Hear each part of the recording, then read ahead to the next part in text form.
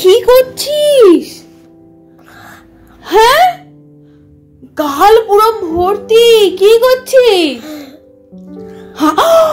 ওরে বাবা রে, তাড়াতাড়ি পড়ো। আমি আর একটা কথাও শুনতে চাই না। পড়ো তাড়াতাড়ি, একদম তাড়াতাড়ি পড়বে।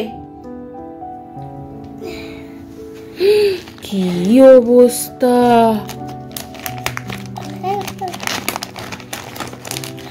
ঢোকাও।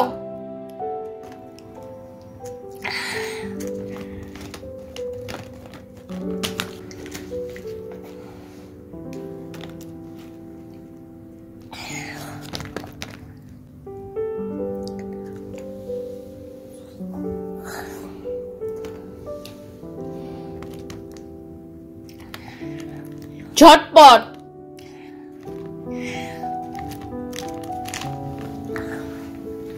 কি বলতে হয় অন্যায় করলে? হ্যাঁ, সরি। কি জন্য সরি?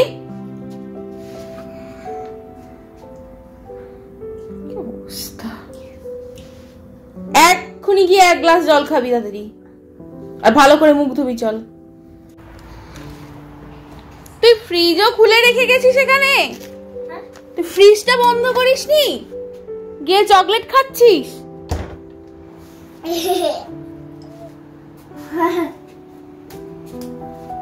ওদিকে তো চকলেট খেয়ে একজন নাচছেন, আর এদিকে ঘরের অবস্থা করে রেখেছে দেখো। নিজের গাড়িদের কোনো যেন ক্ষতি না হয় তাই এত সুন্দর করে সাজিয়ে রেখেছে, আর বাকি ঘর দরের অবস্থা দেখো বেহাল করে রেখেছে। Hello everyone, good morning, welcome to my channel beautiful journey. নতুন একটা ব্লগে সবাইকে স্বাগত জানাই। আজকে হচ্ছে বুধবার, আর এখন ঘড়িতে বাজছে 10টা। আমার স্নান পুজো সব সারা হয়ে গেছে, আর বাইরে থেকে আওয়াজ আসছে কারণ দরজাটা এই যে খোলা আছে, ঠিক আছে? তো ওই জন্য বাইরে থেকে আওয়াজটা আসছে। মনোজিৎ তো অফিস চলে গেছে, অ্যাজ ইউজুয়াল লাঞ্চ নিয়ে গেছে। সকালে উঠে বানিয়ে দিয়েছি ঘুগনি, রুটি, স্যালাড। আর রিও এদিকে দেখতেই পেলে কি করছিল, কারণ আমি তখন স্নান করে পুজো করছিলাম। সেই সুযোগে উনি ফ্রিজ থেকে চকলেট বার করে নিয়ে গিয়ে এটা চাপা দিয়ে, টেবিল তোমার অয়েল ক্লথটা চাপা দিয়ে বসে বসে মুঠো ভরে চকলেট খাচ্ছে। এই যে হাসছে দেখো, আমার নাচছে খুশিতে। যখন দাঁতগুলো সব চলে যাবে না টপ টপ টপ টপ করে, তখন হাসি আর থাকবে না, তখন ফোকলা হাসি হয়ে যাবে, বুঝেছো তো? চিন্তায় পড়ে গেছে। তো আজকে ভালোই টেম্পারেচার আছে। গত সব মানে এই উইকটা একদম মানডে থেকে পুরো সানি ওয়েদার চলছে। তো আজকেও আকাশ একদম পরিষ্কার রয়েছে, টেম্পারেচার ভালোই হচ্ছে। এখন 27-28 চলে যাচ্ছে, তো ভালোই গরম পড়েছে, কিন্তু বিকালের দিকে আবার ঠান্ডা হয়ে যাচ্ছে। চলো আজকের ব্লগটা এখান থেকে শুরু করছি। আশা করি তোমরা সবাই খুব ভালো আছো, আমরাও ভালোই রয়েছি। তো যেহেতু রিওর এখন সামার ভ্যাকেশন চলছে, তাই সকালে ওঠার কোনো ঝামেলাটা নেই, একটু বেলা করে উঠলেও চলে যাচ্ছে। আর মনোজিৎ তো মোটামুটি 9:30টার সময় করে অফিস যাচ্ছে, তো অসুবিধা নেই। বলছি আজকে বুধবার 31 জুলাই। আমার কাছে দিনটা ভীষণ স্পেশাল এবং মেমোরেবল হয়ে থাকবে, কারণ যেটা আজকের দিনে ঘটেছে সেটা ভীষণ ভীষণ আমার কাছে একটা অন্যরকম জিনিস। আমি সত্যিই কোনোদিনও ভাবিনি যে আমার ফ্যামিলিতে এরকম কিছু ঘটবে কখনো। তো জিনিসটা খুবই ভালো। হয়তো অনেকের কাছে মনে হতে পারে যে এ আর এমন কি ব্যাপার, বাট বাবা মা হিসাবে আমাদের কাছে, প্রত্যেকের কাছেই বোধহয় এই জিনিসটা একটা ভালো লাগার বিষয়। ঘটনাটা ঘটার জন্য আমি তো খুশি, তবে আমার থেকে বেশি খুশি আমার ভাই আর মনোজিৎ। মানে ওদের উৎসাহটা হচ্ছে চরম লেভেল। তো তোমরা পুরো ব্লগটা দেখো, দেখলে বুঝতে পারবে যে কেন বলছি। গতকাল লিটিল থেকে একটা ফ্লাওয়ার বোকে নিয়ে এসেছিলাম, সেটাই গতকাল রাত হয়ে গেছিল বলে আর খুলিনি প্যাকেট থেকে। আজকে সকালে প্যাকেট থেকে খুলে ফ্লাওয়ার ফুডটা ঢেলে দিয়ে গুছিয়ে রাখছি। আর রিও আমাকে সেই কাজে তার ছোট ছোট দুটো হাত দিয়ে ভীষণ রকম ভাবে সাহায্য করেছে।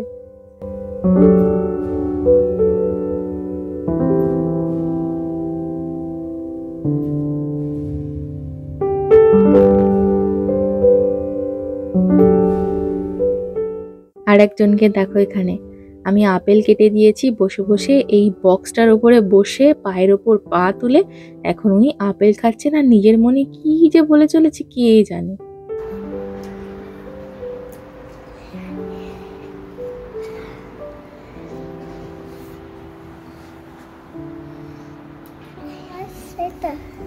কাউন্ট করো, কাউন্ট করো। 1 2 3 4 5 ম্যাচ করো।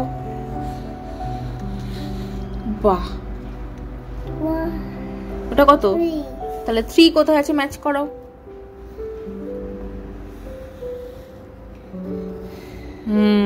সবগুলো হলো না, 2টা বাকি আছে এখনো। 2টা ম্যাচ করো, কোথায় আছে, ম্যাচ করো। বাহ, ভেরি গুড। আজকে রান্না বান্নার কিন্তু খুব একটা ঝামেলা ছিল না। রিওর জন্য অল্প করে ভাত আর একটু মাছের ঝোল করে নিয়েছি, আমাদের গতকালেরটাই হয়ে যাবে। কি করছো তুমি? স্নান করছো? কোথায়? এটা কি? বাথটাব। এখানে এখন বাবল বাথ নিচ্ছে। আর দেখো, স্পঞ্জটাকে কালকে বাবল বাথ নেওয়ার সময় এরকম ছিঁড়ে 2 টুকরো করে দিয়েছে। দুষ্টু ছেলে। ঠিক আছে, করো, চান করো না। তুমি একটু কেমন করে সাঁতার কাটো, একটু কেটে নাও দেখি।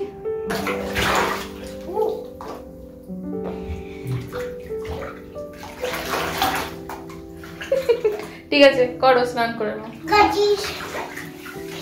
রিও স্নান হয়ে গেছে আর ওকে এখন আমি খেতে দিয়ে দিচ্ছি। এখন মোটামুটি ওই 1টা বাজছে ঘড়িতে। মাছের ঝোল সাথে একটু মাইক্রোওভেনে পাঁপড় সেকে দিয়েছি। পাঁপড় খেতে বেটা ভীষণ ভালোবাসে, তাই মাঝে মধ্যেই নিজেই পাঁপড় বার করে এনে বলবে একটু ভেজে দাও না আমাকে পাঁপড়, আমাকে 5 পাঁপড় ভেজে দাও। ছোট ছোট পাঁপড় আছে একটা বক্সের মধ্যে, সেটা নিয়ে আসে আর মাঝে মধ্যে এরকম দাবি করতে থাকে। যাই হোক, ও পাঁপড় খাচ্ছিল, আমি ওকে একটু ভাতটা খাইয়ে দিচ্ছিলাম যাতে তাড়াতাড়ি হয়ে যায়। ওর খাওয়া হয়ে গেছে, এদিকে আমিও বসে পড়েছি। আমার ছিল গতকালের রাতে ঘুগনি হয়েছিল, সেটারই 1 বাটি ছিল, ওটা তার সাথে 2টো রুটি করে নিয়েছি। আর খাওয়া দাওয়ার পরে একটু খুব মিষ্টি খেতে ইচ্ছা করছিল, তাই গোলাপ জামুন ছিল ফ্রিজে, সেটাই একটু হালকা করে গরম করে নিয়েছি।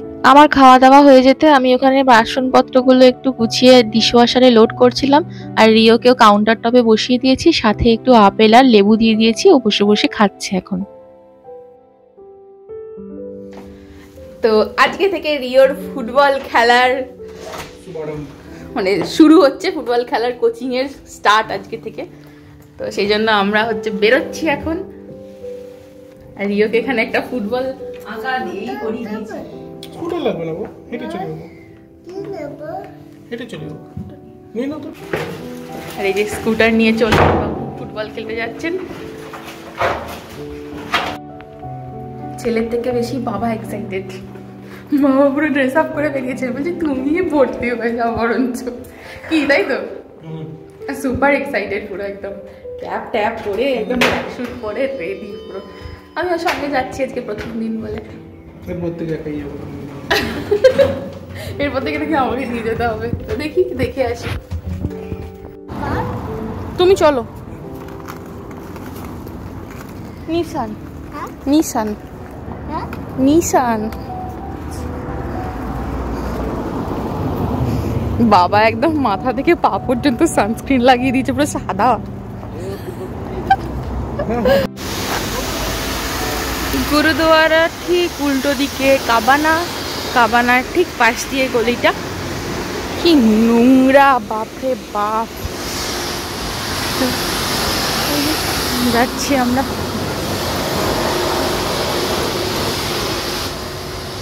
মেন রোড দিয়ে যখন ভেতরের রাস্তাটায় ঢুকলাম, তখন দেখলাম রাস্তার 2 ধারে অগুন্তি দোকান। কোনোদিনও তো এইদিকে আসিনি এবং এই সময় তো কখনোই আসা হয় না, এলেও আমরা অনেকটা পরের দিকে আসি। তো দেখছিলাম যে হরেক রকমের দোকান রয়েছে, আর প্রতিটা দোকানে জিনিসে ঠাসা। সে জামা কাপড় থেকে শুরু করে ব্যাগ, সুন্দর সুন্দর জুতো, বড় বড় খেলনার দোকান, বিভিন্ন ধরনের বাচ্চাদের খেলনাতে ভরা পুরো সবকিছু রয়েছে। সাথে ট্রলির তলায় যে চাকাগুলো থাকে, সেই চাকাগুলো সিঙ্গেল পিস সবকিছু পাওয়া যাচ্ছে। তবে একটাই, এই দোকানগুলো তোমাকে কখনো একটা কিছু বিক্রি করবে না, নিতে গেলে তোমাকে বাল্ক অ্যামাউন্ট নিতে হবে, মানে হোলসেল দোকান আর কি। কথা বলতে বলতে আমরা কিন্তু রিওর যেখানে ফুটবল কোচিং সেন্টারটার গ্রাউন্ডটা রয়েছে, একদম তার কাছে পৌঁছে গেছি। মেন রোড থেকে জাস্ট ভেতরে ঢুকেছি, আর ঢুকেই হচ্ছে এই যে এখানে রয়েছে চিটউড প্রাইমারি স্কুল। তো পাশাপাশি 2টো প্লেগ্রাউন্ড আছে, আর এই স্কুলের সাথেই যে প্লেগ্রাউন্ডটা, সেখানেই রিওদের খেলা শেখানো হয়। এবার তোমাদেরকে বলি যে এই ফুটবল খেলা কেন। তো আমাদের ফ্যামিলিতে আমি যতদূর জানি কেউ কখনো কোনো খেলা শেখেনি। রিও হচ্ছে প্রথম যে কিনা কোনো খেলা টেকনিক্যালি শিখছে, সেটা আবার ফুটবল। এই কথা বলতে আমরা চেয়েছিলাম রিও দাবা বা এই ধরনের কিছু খেলা শিখুক। ফুটবলটা এখানে যেহেতু খুব প্রচলিত এবং খুব ভালোভাবে শেখানো হয়, সেই জন্য হচ্ছে আমরা চাইলাম যে রিও একটু ফুটবল খেলাটা শিখুক। তো সত্যি কথা বলতে দেখো, আমরা পছন্দ করছি বলে যে নিয়ে এসেছি শুধু তা নয়, রিওরও ফুটবলের প্রতি একটা আমরা আকর্ষণ লক্ষ্য করছি কয়েকদিন ধরে, তো সেই জন্যই আরো নিয়ে আসা। আজকে প্রথম দিন, টেস্টার ডে, তো আজকে যদি খেলে ওর ভালো লাগে, ও যদি বলে আমি নেক্সট উইকে আবার আসবো খেলতে, তবেই আমরা নিয়ে আসবো। বাট যদি ওর ভালো না লাগে তাহলে আমরা কখনোই ওকে আর জোর করে এখানে নিয়ে আসবো না। কোনো জোর জবরদস্তি করে কিছুই হয় না, বাচ্চাদের যেটা ভালো লাগে সেটাই ওদের করতে দেওয়াটা আমার মনে হয় উচিত। তো সেই জন্যই আমরা খুঁজছিলাম যে কোথায় শেখানো হয়। কাছাকাছি আমরা দুটো কোচিং সেন্টার পেয়েছিলাম, তার মধ্যে এইটা ছিল সব থেকে কাছে, আর একটা ছিল রিও স্কুল ফেলে আরো যেতে হয়, তো বেশ খানিকটা দূরে। আমাদের সাথে আজকে অভিষেকদা এসেছে, তো অভিষেকদাও ফুটবল ভীষণ ভালোবাসে, আর মনোজিৎ তো দেখতেই পেলে ভীষণই আগ্রহ নিয়ে এসেছে, ও খুব ভালোবাসে খেলা। তো অভিষেকদার কাছেই আমরা শুনি যে এর আগেও মনোজিতের অফিসের অনেক কলিগের বাচ্চারা এখানে খেলা শিখতো, তো বেশ ভালোই নাকি এখানে খেলা শেখানো হয়।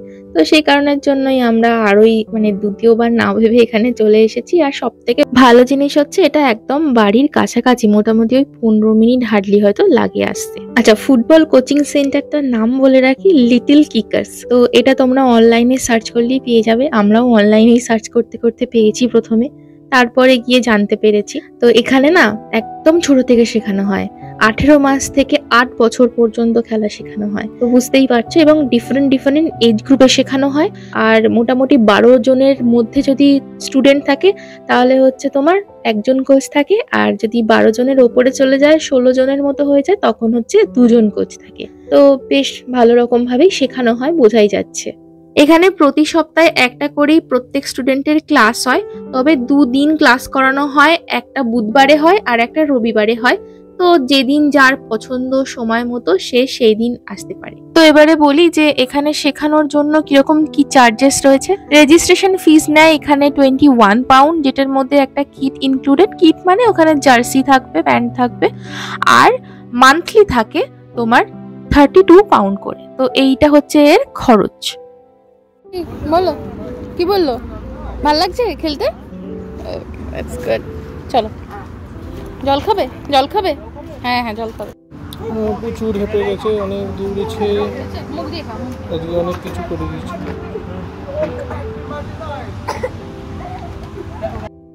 তো এখানে কিন্তু ছেলে মেয়ে উভয়েই খেলা শিখতে পারে।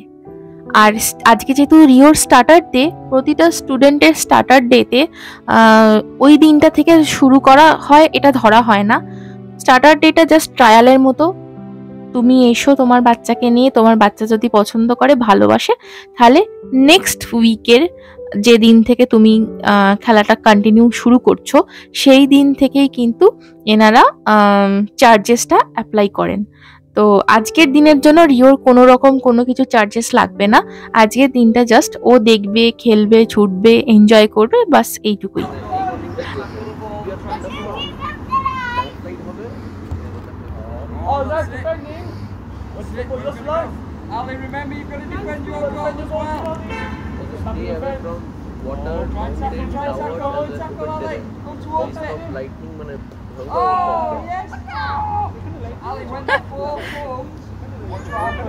তো রিও ব্যাটা তো এক জায়গাতে দাঁড়িয়েই রয়েছে, ওকে বলছে, আমি বাংলায় বলে দিচ্ছি মারো, কিক করো, ও নিজের মতো দাঁড়িয়ে রয়েছে আর সবার দিকে তাকিয়ে বেড়াচ্ছে।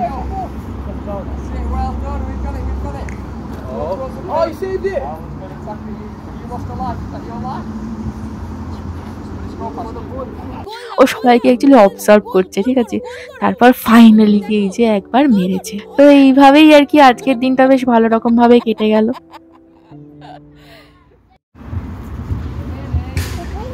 না, খেলা হয়ে গেছে আমাদের মাঠে মিডোজে আমি যাব। চলো, যাবি না বাড়ি যাবি? মিডোজে যাব, মিডোজে চলো চলো।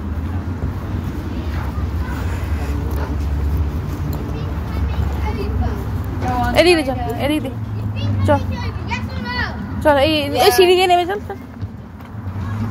চল, এদিকে এদিকে এদিকে এদিকে চলো, স্ট্রেট চলো।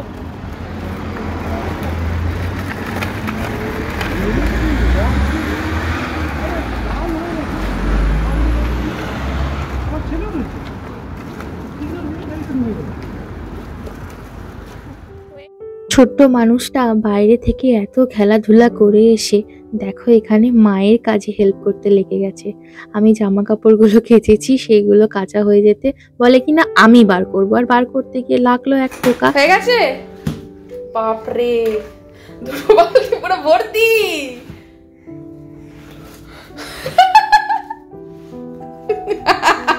কি করছিস তুই?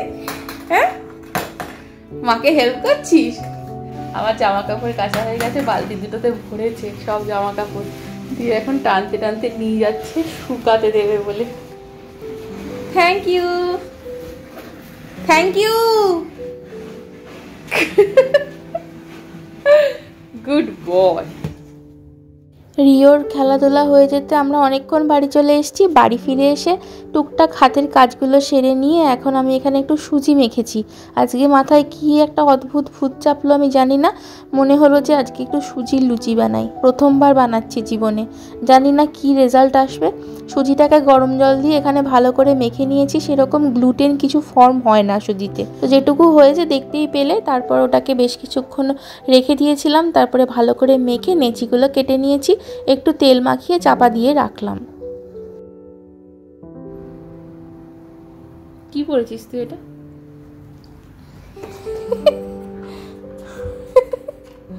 বাবার গেঞ্জি পরে ঘুরে বেড়াচ্ছে, দেখো প্রচুর গরম, হাওয়া খেতে হবে না। গেঞ্জি পরে সাইকেলে তো উঠে পড়েছে, সাইকেল নিয়ে আর নড়তে পারছে না, কিরকম অদ্ভুত ভাবে বসেছে দেখো, পা দুটো আটকে গেছে। মানে মাথায় সব বুদ্ধি যে কোথায় থেকে আসে কে জানে বাবা। ওকে দেখেছি আমার ছোটবেলায় শাড়ি পরে স্কুল যাওয়ার কথা মনে পড়ছিল। প্রথম প্রথম সাইকেল চালাতে কি যে অসুবিধা হতো তার নেই ঠিক, ওরও অবস্থা সেরকমই লাগছে। ঘড়িতে এখন বাজছে 9টা, তাই আমি এসেছি লুচিগুলো বেলে ভাজতে। মনোজিৎ আমাকে ভাজতে হেল্প করতে এসেছে, বাট হয়ে গেছে একটা কেলেঙ্কারি। লুচি ভাজার সময় এত প্রচুর তেল টেনে রাখছিল যে মানে অতিরিক্ত তেল খাওয়া হয়ে যেত, সেই জন্য আমরা লুচির প্ল্যান ক্যান্সেল করে আবার ওগুলোকে পরোটার মতো করে বেলে একদম সেঁকে নিয়েছিলাম। কিন্তু লুচিগুলো খুব ভালো ফুলছিল বটে। তো যাই হোক, কি আর করা যাবে, অত তেল তো আর খাওয়া সম্ভব নয়, তাই আমরা একটা একটা করে ভেজেছিলাম, বাকি সব পরোটা বানিয়ে নিয়েছিলাম। সাথে ছিল ফুলকপি, আলু, মটর পনিরের তরকারি। আর এর সাথে সাথে আজকের ব্লগটাও এখানে শেষ করছি। ব্লগের যদি কিছু ভালো লেগে থাকে অবশ্যই দেখার পরে লাইক আর কমেন্ট করে জানিও। সবাই খুব ভালো থেকো, টাটা।